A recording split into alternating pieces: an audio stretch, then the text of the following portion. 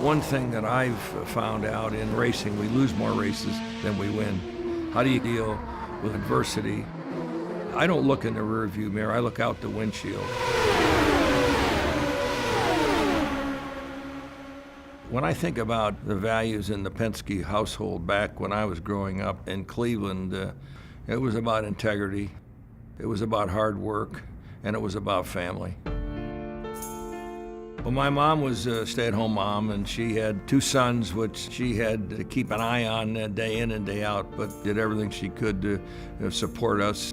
My father taught me about partnerships at a very young age. When I wanted a new bicycle, he said, you go out and earn half of it, and I'll be your partner. And he did that not only when I got my first bicycle, but when I invested in my first business.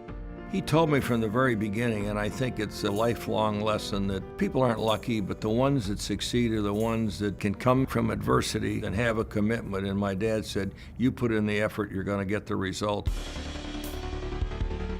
My career path starts really in two areas. My love of cars, that drove me to get a chance to go to Indianapolis as a fan, to become a driver at one point, a car owner, then have the opportunity to win that race 16 times is certainly one path.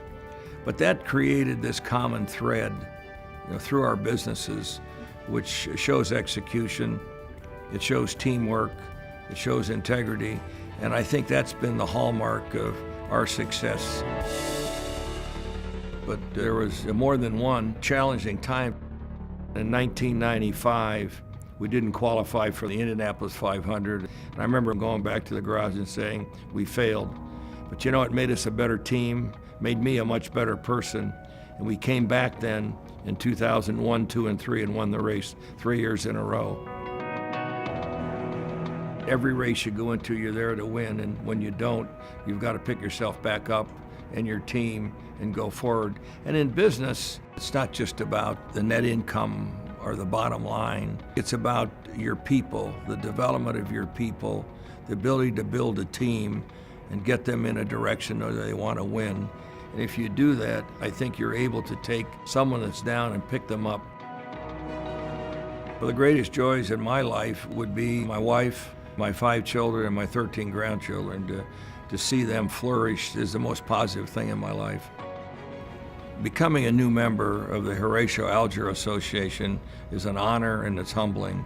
And to think about the hundreds of people and young lives that they've touched over the years is something that we cannot forget.